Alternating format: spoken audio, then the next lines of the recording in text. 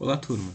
Hoje, na aula de Economia Monetária, continuaremos a discutir a teoria monetária clássica, agora olhando um pouco mais sobre o modelo clássico e as questões ligadas à demanda por moeda, tanto individual quanto de maneira agregada. Então, o desenvolvimento do modelo clássico ele vai ser sintetizado pelo Keynes a partir de 3 hipóteses clássicas apresentadas no capítulo 2 da teoria geral, que fazem uma síntese do que a gente apresentou na aula anterior.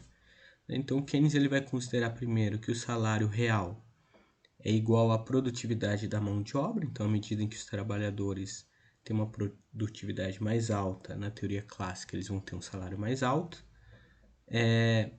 Outro ponto relevante é que não há o que se chama de desemprego involuntário, então apenas desemprego voluntário ou friccional. Então, os indivíduos eles ficam desempregados à medida em que não têm interesse em receber um determinado nível de salário, ou então eles estão em um processo de transição de um emprego para outro, e dessa maneira esse desemprego se dá de maneira voluntária. E a última hipótese clássica é a validade da lei de Sé, onde a oferta cria sua própria demanda e há sempre, portanto, um equilíbrio entre oferta agregada e demanda agregada de maneira sistêmica.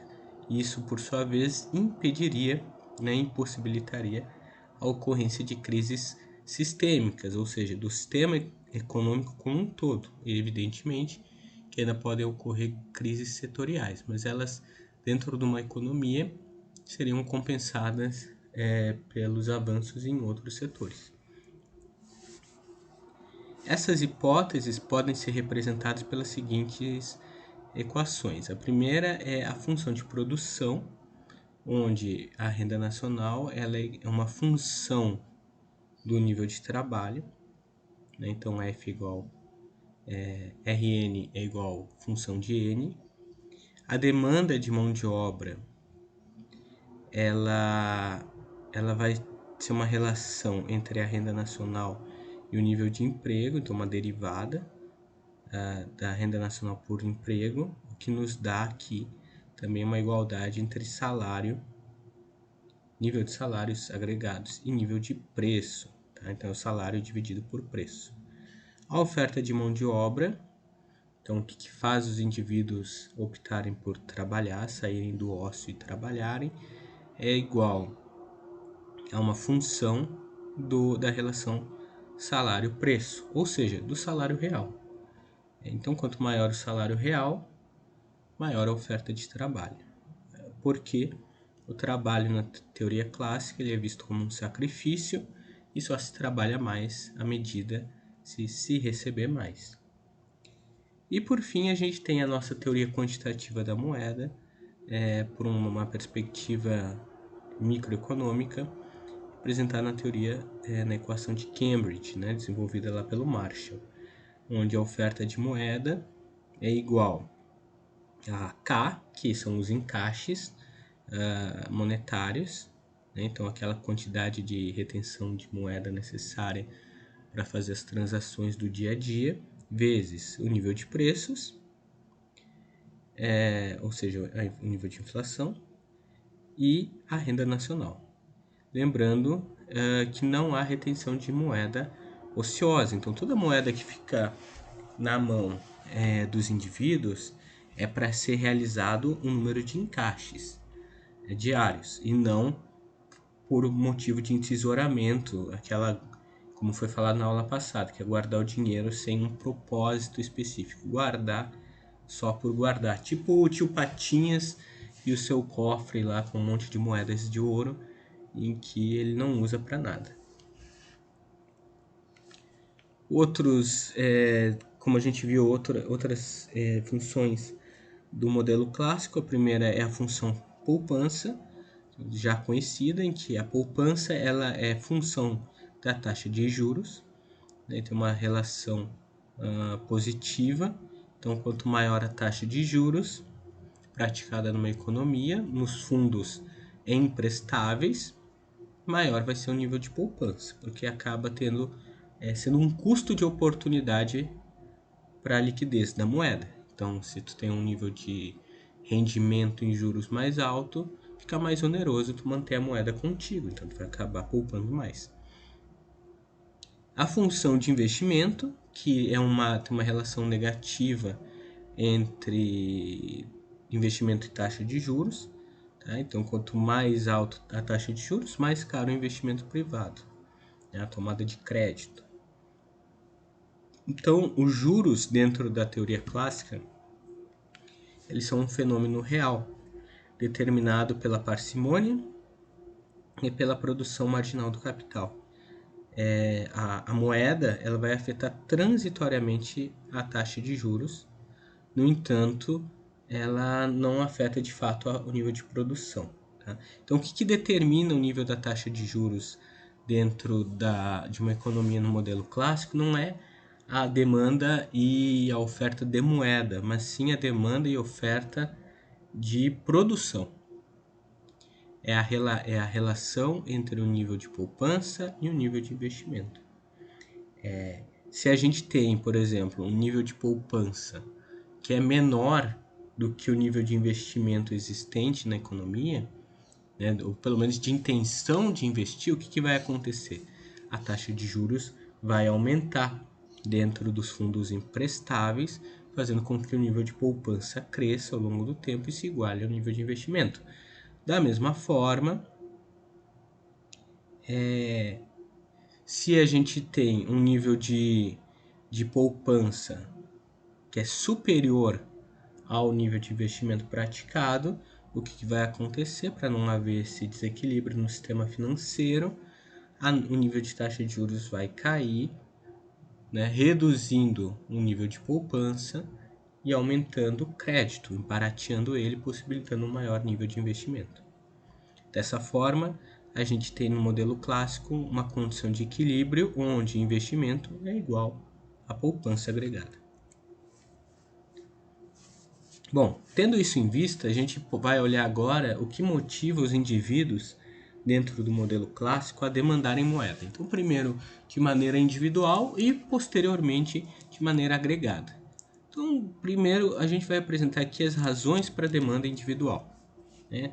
Que é questionar que razões levam as pessoas a manter ativos monetários, ou seja, moeda, se podem ganhar de juros aplicando seus encaixes em ativos não monetários. Então, em ativos financeiros, comprando títulos públicos, comprando ações, comprando ativos financeiros dos bancos comerciais. O que faz com que uma pessoa tenha o dinheiro consigo e não numa dessas, não transforme ele em algum tipo de ativo que renda juros? Né? O primeiro motivo, a primeira razão é que, como não existe coincidência entre os fluxos de pagamento e recebimento, os indivíduos retêm moeda para saldar compromissos contraídos no passado ou realizar transações. Isso é o que a gente comentou já na aula passada, que é a ideia de que, por exemplo, o aluguel de um indivíduo vence no dia 5 do mês, mas ele recebe o salário dele apenas no dia 10. Então, como é que ele vai fazer o pagamento do aluguel se mês após mês, se ele só recebe no dia 10? Bom, ele vai ter que reservar uma parcela do salário dele, guardar consigo para fazer o pagamento quando vencer o aluguel, né? Então, esse é um tipo de razão ligado à não coincidência entre fluxo de pagamento e recebimento. O outro ponto é a imprevisibilidade de outras despesas, tanto para os indivíduos quanto para as empresas, né, o que é chamado de infortúnio. Ou seja, a gente pode ter uma condição financeira, ter tudo dentro dos conformes na nossa modo de vida, e de repente ter um gasto inesperado. Então, por exemplo, dentro da casa, vamos supor que ocorra a queima de um chuveiro, né? Estão lá tomando banho, bem felizes, contentes, daqui a pouco o chuveiro queima. E como é que vocês vão comprar um chuveiro novo?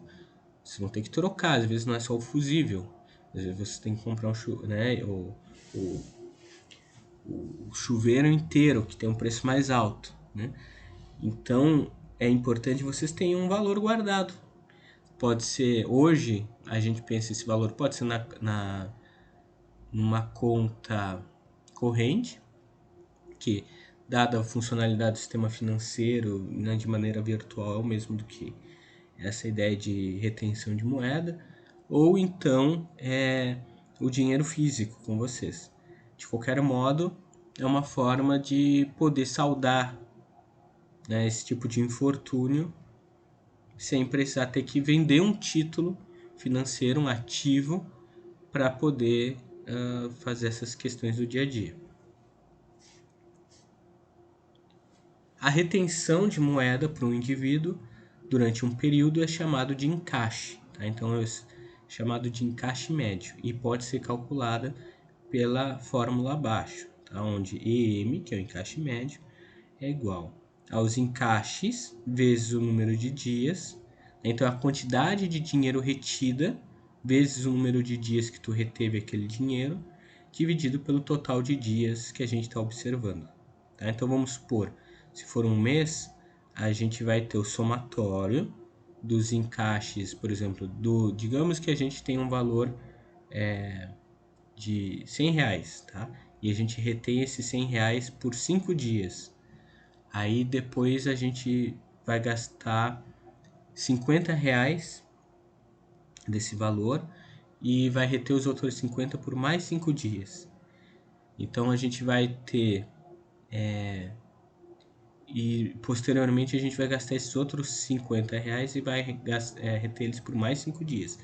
Então aqui nossa equação, nossa fórmula vai ser 100 vezes 5, então R$100 mantidos por 5 dias, vezes 50 vezes 5, mais os outros 50 vezes outros 5, dividido pelo total de dias.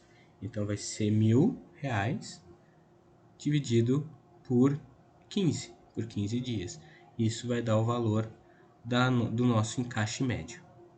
Onde os encaixes eles podem ser representados também como K. Kzinho, K pequeno. Então, sendo K a proporção da renda, né, o Y, retida sob a forma de moeda. Logo, temos 0, né, o K ele vai variar entre 0 e 1. Né, pode ser menor ou igual a 1 e maior ou igual a 0. Agora a gente vai ver um exemplo numérico desse caso para exemplificar para vocês. Então, lá na página 62 do Manual do Lopes Rossetti, a gente tem essa tabela. Na primeira coluna, a gente tem o número de dias de retenção da moeda. Na coluna do meio, os desencaixes, ou seja, o gasto. E a gente tem lá a caixa, que é o valor retido, né, que a gente vai chamar, esse é o encaixe. Tá? Que é o encaixa, o que está guardado. Então, lá no início do mês, até o dia 5, a pessoa não fez nenhum gasto. E manteve consigo R$10.000 em caixa. Daí, do dia 5 até o dia 8, ela gastou R$900, mantendo então em caixa 9.100. Do dia 8 até o dia 12, ela gastou R$2.750. Então, nesse período, ela teve em caixa R$6.350. Do dia 12 até o dia 15... Bom, então aqui supondo nosso exemplo, lá no início do mês a pessoa tem R$10.000 em caixa e não fez nenhum gasto. Tá? Então tem 0 desencaixes. Do dia 5 até o dia 8, então ao longo de 3 dias, se fez R$900 em desencaixes, em gastos, e teve em caixa R$9.100. Do dia 8 até o dia 12, se gastou R$2.750. Esteve em caixa R$6.350 ao longo de 4 dias. Do dia 12 até o dia 15, se fez um gasto de R$1.550, tendo então consigo em caixa R$4.800. Do dia 15 até o dia 21, então ao longo de 6 dias, se gastou R$2.800 e se teve em caixa R$2.000. Do dia 21 até o dia 28, se gastou mais R$1.000, então ao longo de uma semana, esteve em caixa R$ 1.000. E do dia 28 até o dia 31, se gastou os R$ 1.000 restantes.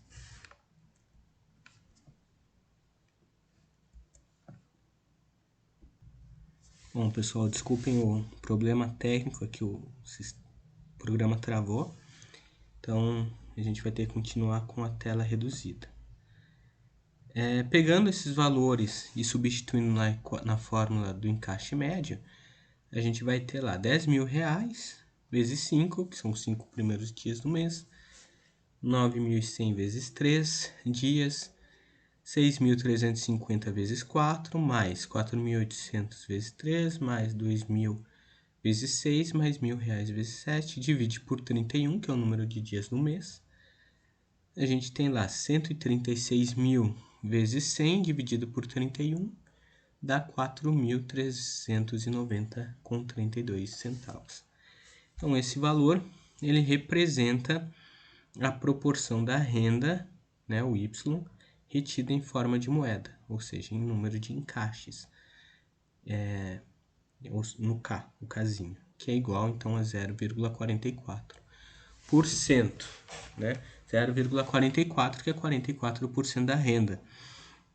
Ou seja, ao longo do mês, a despeito da quantidade de dinheiro mantido em caixa, na média, o indivíduo aqui em questão manteve consigo 44% da sua renda em formato de moeda, retenção de moeda. A questão agora é o que explica, né, quais fatores vão explicar a maior ou menor proporção de moeda retida pelo público em relação ao nível de renda. Então, o que faz um indivíduo manter uma parcela maior ou menor da sua renda? Porque o K é 0,44 ali e não 0,8 ou não 0,10, por exemplo. Quais fatores determinam a maior ou menor magnitude do K?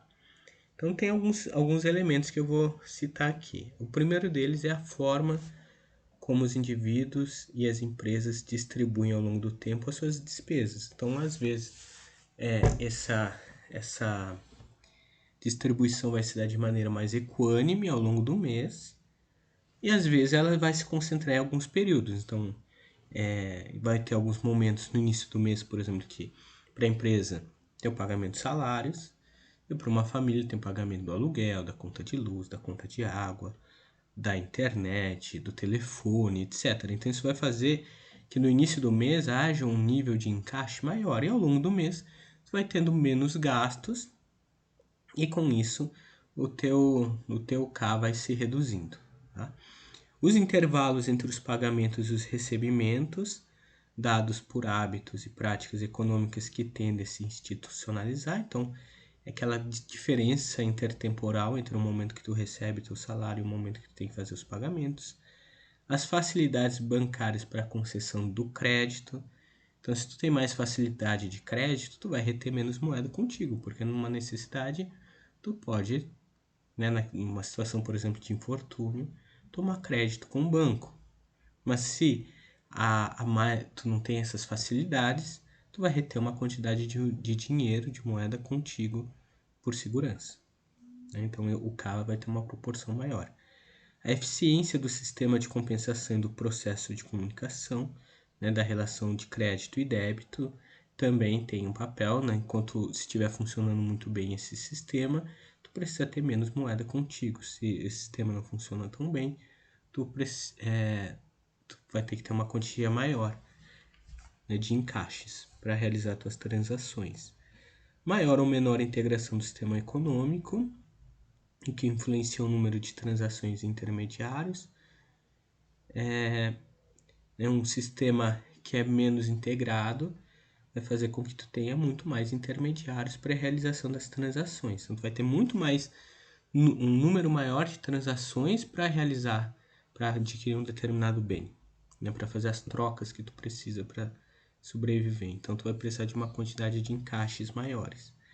A existência de substitutos próximos à moeda, então, tanto moeda, né, o papel moeda, moeda bancária, quanto maior o número de substitutos, como cartões de crédito, aplicativos de banco, etc., menor a quantidade de moeda que tu vai precisar reter contigo.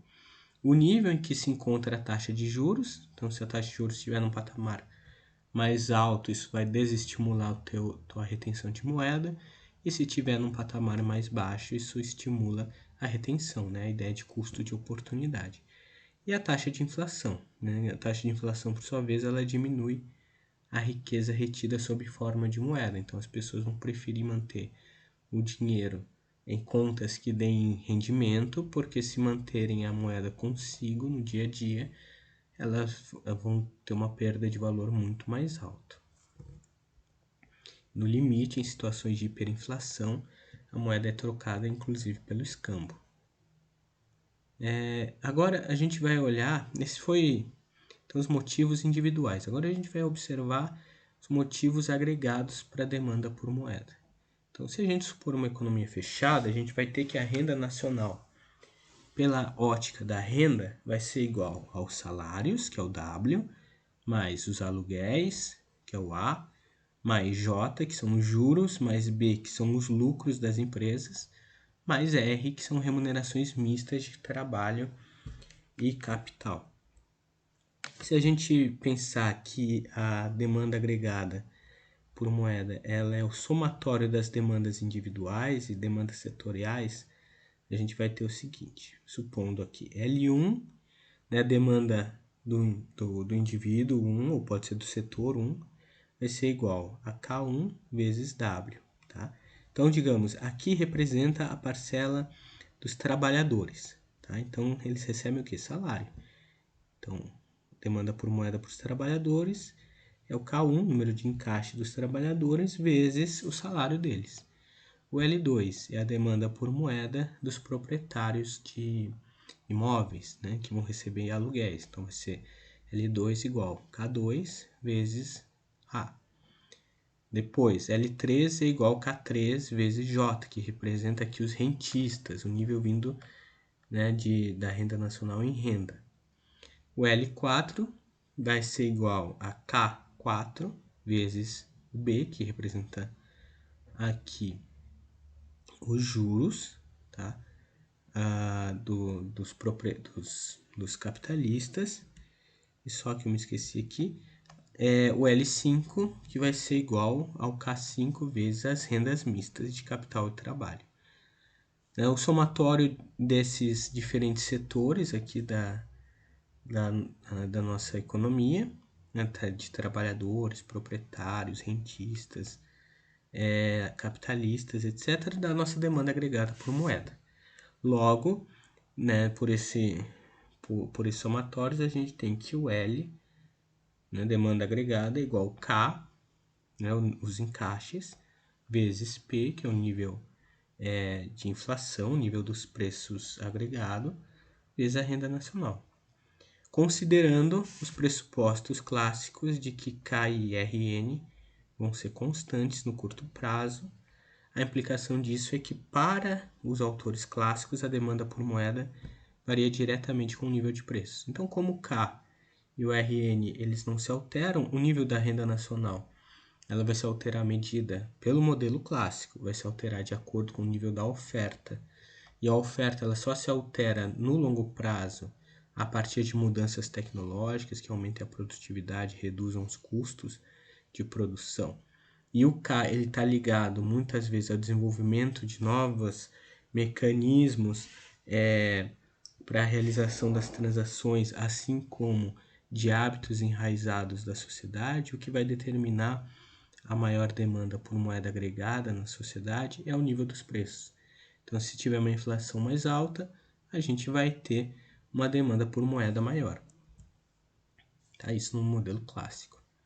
Graficamente, a gente pode representar a demanda por moeda da seguinte maneira. A gente tem nosso eixo vertical a demanda por moeda L e no eixo horizontal a gente tem a nossa renda nacional, a nossa renda nominal, que vai ser o nível de preços vezes a renda nacional real.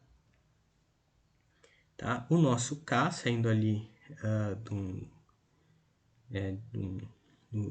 bem do meio, né, do ponto de intersecção entre as duas linhas, representando o K, que é o número de encaixes, né? E ele pode se deslocar para cima ou para baixo, ou seja, tem um número maior ou menor de encaixes, dependendo de alguns fatores. Então, quando a gente tem a necessidade de um número maior de encaixes, de retenção de moeda, o K ele vai se deslocar de K para K'1, ou seja, para cima, para a linha pontilhada acima. E quando a gente precisa de uma retenção menor de moeda, ele vai se deslocar para K'2, então para baixo. No próximo slide a gente vai ver então o que motiva, né, o que explica esses deslocamentos para cima ou para baixo. Então, no curto prazo, a gente tem que o K ele é constante, mas pode se alterar de acordo com algumas mudanças institucionais.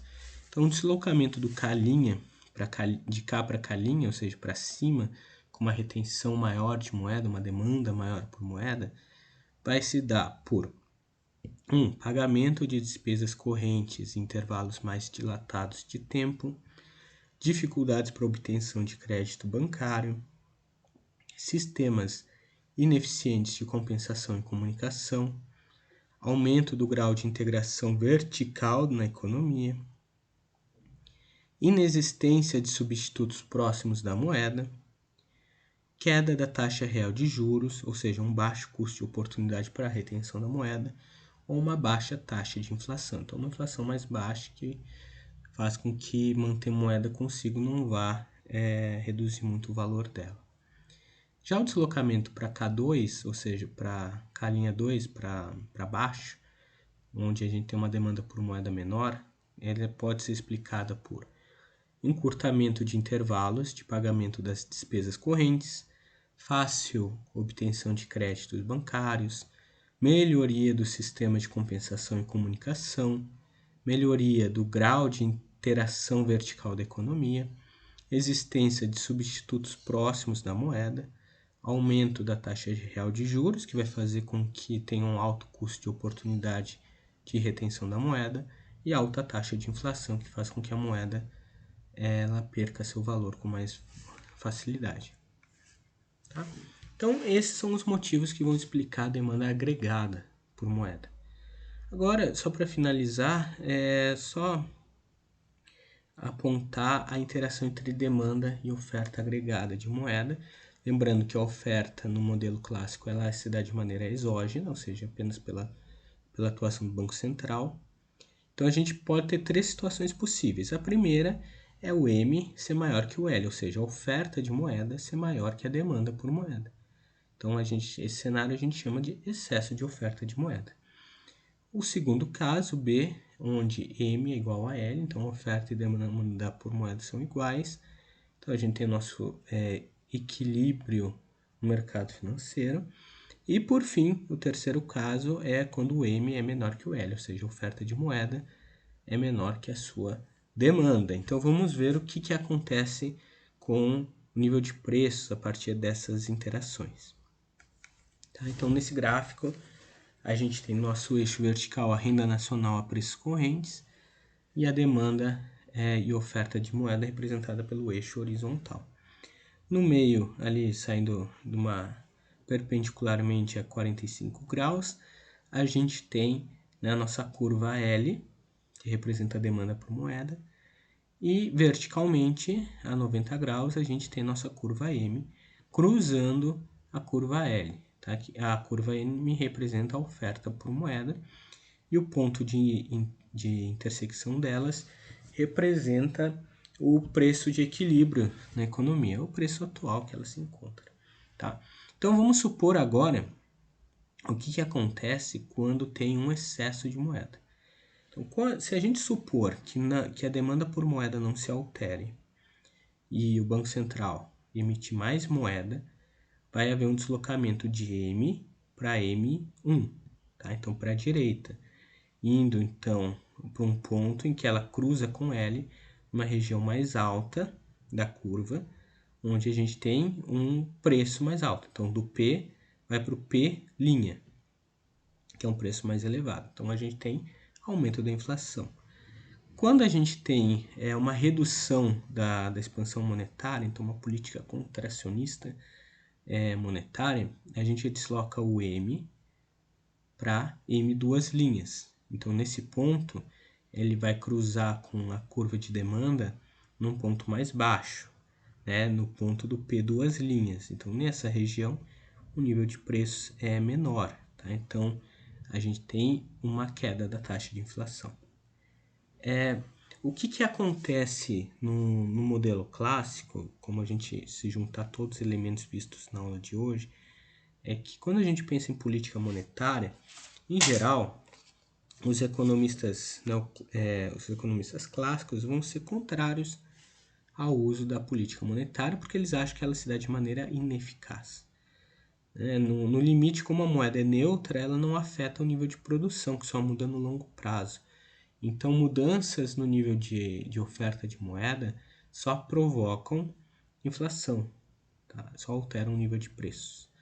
Então, se a gente estiver numa situação de crise, por exemplo, e o Banco Central, pela teoria clássica, decidir expandir moeda para facilitar, reduzir a taxa de juros e aumentar o crédito, para com isso estimular investimento e gerar emprego, isso não vai acontecer, porque a única coisa que vai estimular investimentos maiores é as empresas terem uma produtividade do trabalho mais alta.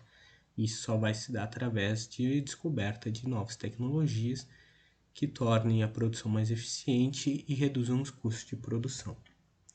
Assim, dentro da teoria clássica, e aqui lembrando as aulas de vocês de macroeconomia, a única coisa que a teoria clássica vai defender vai ser a política fiscal, que se priorizará principalmente o uso do tipo de redução de tributos, redução de impostos, porque aí sim, pela redução dos impostos, se poderia ter uma situação de aumento do nível de renda disponível para os capitalistas, para os empresários, e com isso estimular eles a realizar novos investimentos.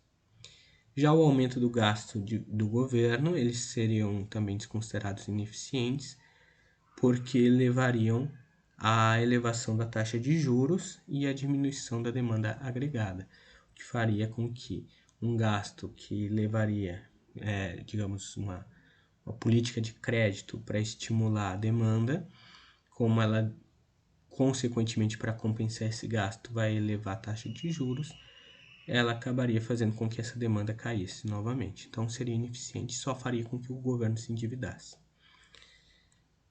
Tá? Então, essa é a visão da teoria clássica, certo? A gente viu nessa aula, ela foi baseada a partir do capítulo 2 do Lopes e Rossetti. Qualquer dúvida, eu estou à disposição. Nos vemos na próxima aula e tenham bons estudos.